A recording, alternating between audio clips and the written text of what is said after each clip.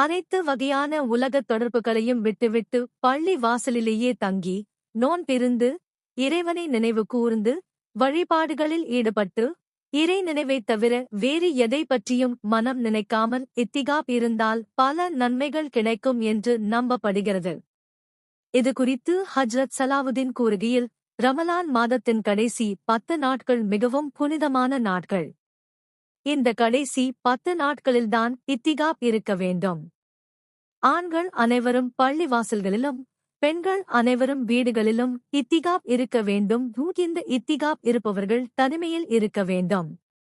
அவர்கள் எந்த ஒரு தவறான காரியத்திலும் ஈடுபடக்கூடாது. தொழுது கொண்டே இருக்க வேண்டும். குர்ஆன் ஓதிக்கொண்டே இருக்க வேண்டும். சிலர் தப்பான வழிகளில் சென்றால் அவர்களை நல்வழிப்படுத்த வேண்டும். மேலும் இந்த இத்திகாப் இருப்பதால் பல நன்மைகள் கிடைக்கும்.